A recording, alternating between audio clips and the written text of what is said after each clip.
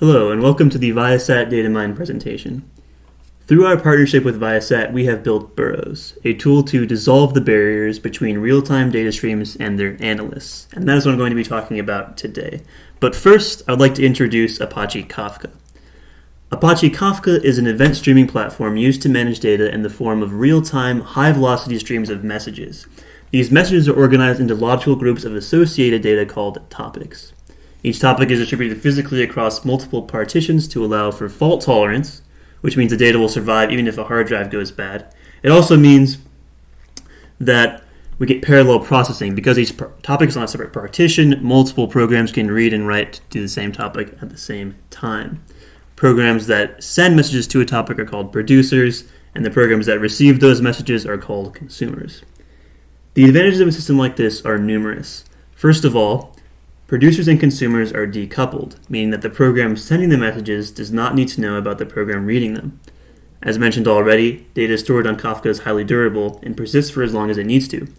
Finally, Kafka is a distributed system. If one computer running Kafka crashes, there are other nodes which can take its place and keep things running. So, clearly there are a lot of reasons to use a system like Kafka, especially in cases where you're working with systems that generate a lot of data really quickly. The problem is that getting access to that data is not always easy.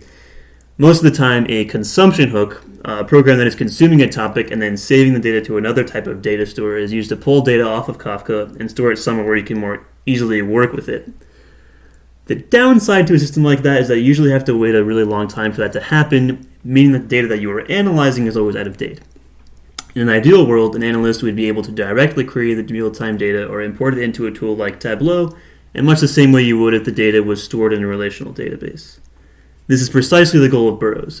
Build a tool that allows users to treat real-time Kafka topics like database tables and query them accordingly.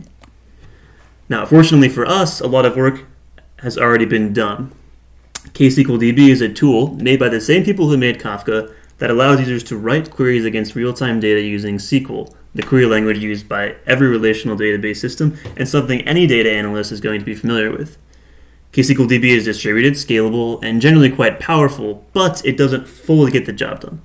First of all, the SQL syntax supported by KSQLDB is a tiny subset of what you would get from a relational database management system. More importantly, the result of any KSQLDB query is another stream of Kafka data, which means we don't get any closer to integrating with other tools. So clearly there is still some work to be done in order to reach our goal.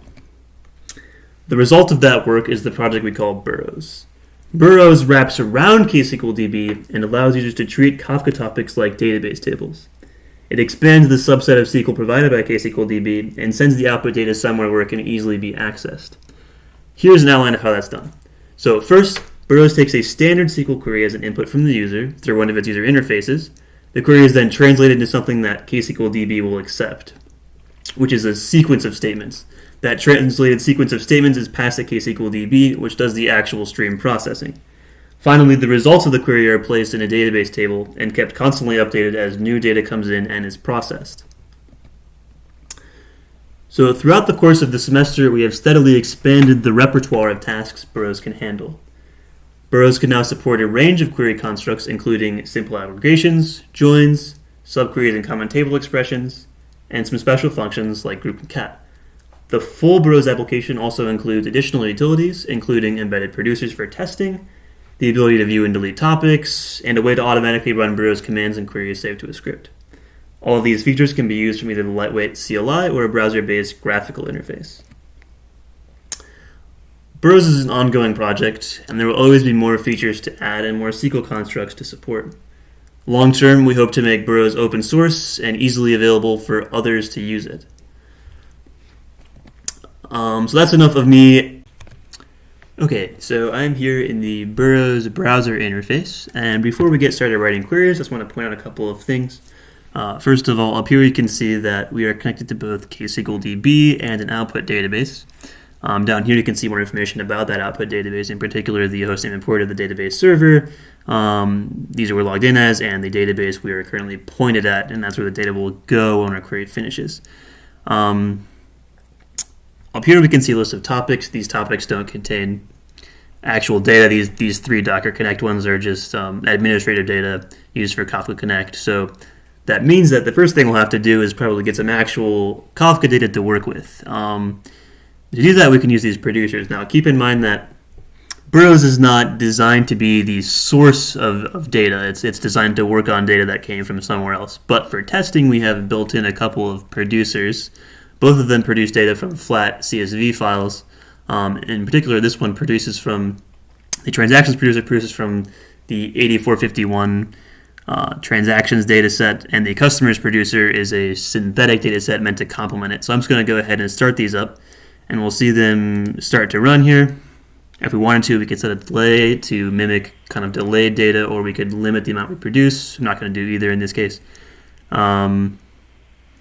And we could also go over here and see what the schema is. So for this one, we can see that we have a basket number identifying the purchase, the date it happened, the product number, the amount spent, and the number of units of that product, in addition to finally the region, one of the 4 stores that it was purchased from.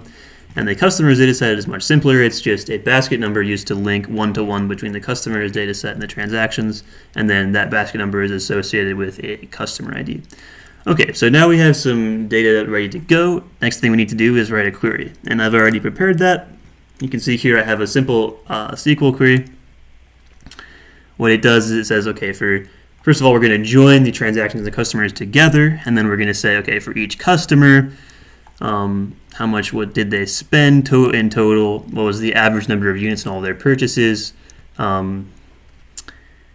how many products did they buy, and what are all the distinct product numbers. Now I want to point this out in particular because group concat is not part of the SQL subset supported by KSQLDB. So what this is actually going to be translated by Burroughs specifically. And what this function does is it takes the field that you give it, and it'll just concatenate all the distinct values of that field together into one value.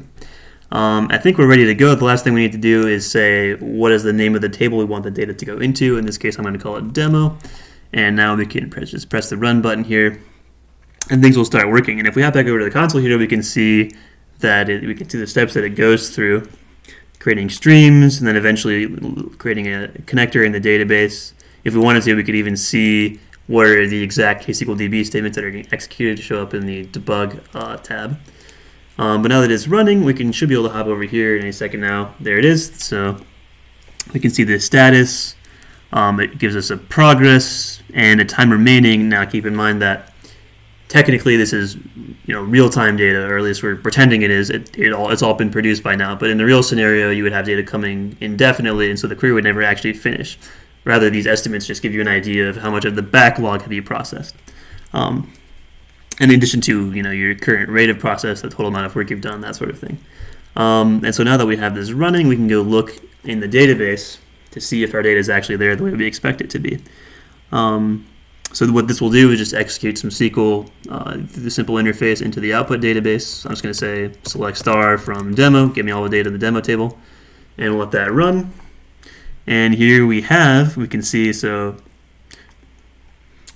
here is our customer ID over there on the far right, and then if we just kind of scroll through this, we should see total spend, the average number of units, the number of products, and then we can even see, in this case, some cases where you have multiple products, you can see them there. So this looks about like what we expected. So that's cool, and now we're ready to take this data in the output table and import it into any tool we want, or do whatever we want with it, basically. And so now we can see the query is 100% done. It's still kind of on the downward slope of processing. And when we are done with the data, what we can do is we can stop the query. And then what this will do is it'll destroy all of the KSQLDB infrastructure that it created. And essentially, it's like the query never happened. And we can check the keep table box if we want the output table to stick around. In this case, I don't, so I'm just going to go ahead and press stop. And we can go hop back over to the console here, and we should see that it just drops everything. So it drops the table, which does the aggregation, it drops the streams and the database table. And now we're back to the way we started. So clearly we can see that Burroughs really does allow an analyst to really get to those real-time streams of Kafka data that normally wouldn't be very easy to get to at all, and that data gets placed somewhere where it can easily be used in lots of different ways. And so we really hope that through this tool, we can make it accessible, and lots of companies, including our mentors at Viasat, will be able to use this to great effect. That's all. Thanks for watching.